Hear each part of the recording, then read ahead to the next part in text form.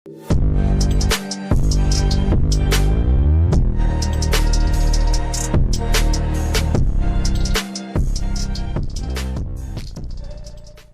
assalamualaikum warahmatullahi wabarakatuh. Balik lagi di channel Mototrik.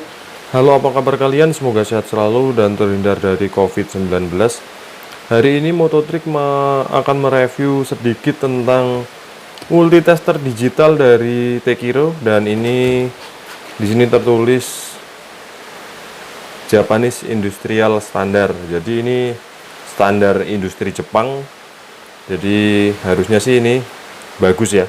Dan untuk harganya adalah 150 ribuan. Murah meriah untuk kelas digital yang sudah standar Jepang. Dan seperti apa, mari kita buka aja ya.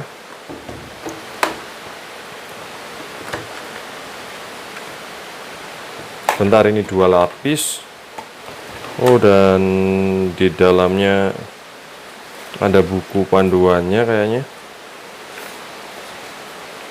Ya, buku panduan manual, dan bahasanya ini bahasa Inggris ya sob ya. Kurang begitu paham, tapi yang jelas nanti bisa dipakai lah. Ini ada baterainya. Oke, untuk baterainya di sini berarti kita butuh obeng buat masang.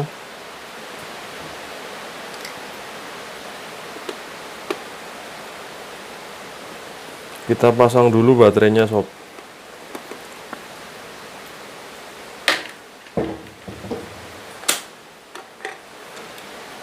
Oke, dan bentuknya dalamnya seperti ini sob. Jadi buat kalian yang misal beli alat ini dan jarang dipakai, biasanya itu yang rusak baterai sama dudukan ininya. Dudukan ininya biasanya berkarat dan kadang rusak. Dan ini dari pihak Tekiro dibikin seperti ini. Kayaknya fungsinya biar mudah untuk penggantian ini. Ininya biar mudah untuk diganti ya sob ya. Ini kita coba pasang.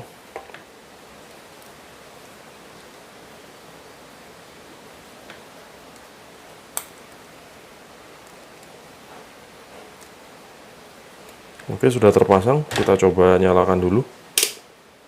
Oke, sudah hidup. Kita masukin dulu biar biar lebih enak nanti. Dan ini bukan di endorse ya sob. Jadi Mototrik itu nggak pernah di endorse sama Tekiro. Kalau bagus ya bilang bagus, kalau nggak bagus ya bilang nggak bagus. Sesuai kenyataan aja.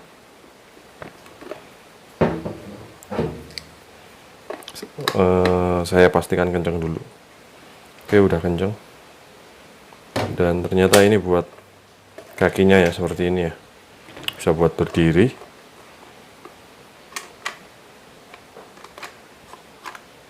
Ini lebih tegak lagi. Segini. Kalau ditarik ke belakang jadinya segini. Oke juga. Oke, kita pasang kabelnya.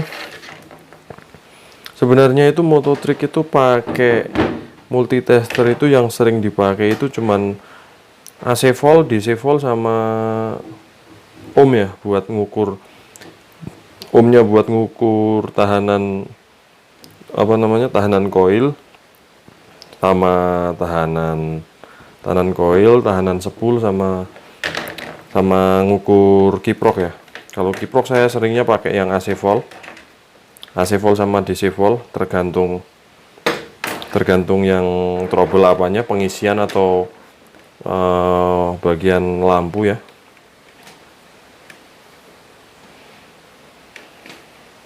Ini ada covernya, kita pasang.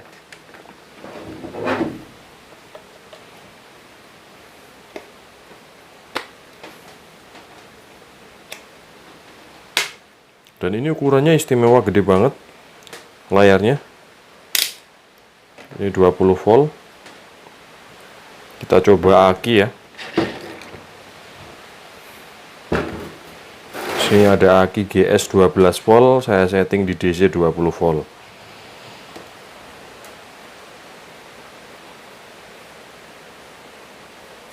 Oke, ukuran akinya 12,34.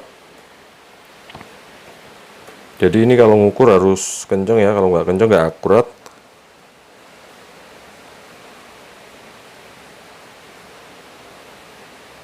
Oke, kalau kenceng dia bisa stabil, bisa diem aja 12,34 volt. Kalau kurang kenceng dia pasti berubah. Kalau biasanya yang saya sering pakai DC volt, AC volt, sama yang ini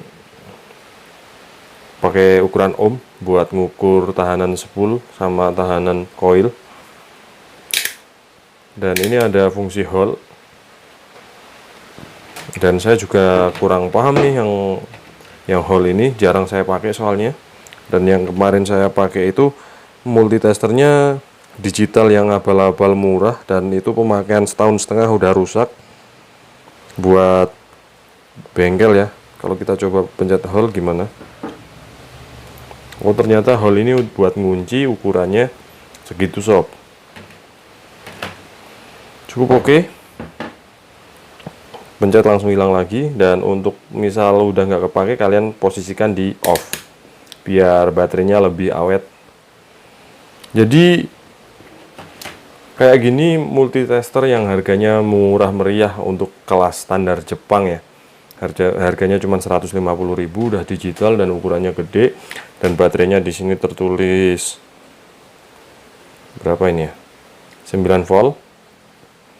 Jadi buat kalian yang ingin beli multitester, saya bisa rekomendasikan barang ini. Karena dari segi packingnya kelihatan kokoh, meskipun ini barangnya plastik ya. Karena memang rata-rata multitester yang saya pernah pakai juga plastik. Tapi untuk yang seri apa namanya, seri mahal biasanya dilapis ada karetnya. Jadi biar tahan sama benturan ya sob ya. Tapi ini menurut saya ini udah cukup oke dipakai, dan ini buat kerja kayaknya udah cukup lah. Jadi buat kalian yang ada pertanyaan langsung aja komentar di bawah. Dan semoga ini bisa bermanfaat ya, informasi ini buat kita semua. Buat kalian yang ingin mau beli multitester ya, mungkin ini bisa jadi salah satu pilihan buat kalian beli. Tapi ya semua tergantung selera. Jadi kalian bisa pakai merek apa aja bebas sesuai selera kalian. Cuman kalau saya pribadi, saya sejauh ini masih percaya sama Tekiro, karena yang pertama harganya terjangkau, yang kedua kualitasnya sudah tidak perlu diragukan, dan yang ketiganya itu mudah dibeli di mana aja sih. Di toko-toko bangunan juga sekarang banyak yang jual alat-alat Tekiro. Oke sob, mungkin sekian dulu videonya kali ini. Semoga bermanfaat buat kita semua, dan sampai jumpa di video berikutnya.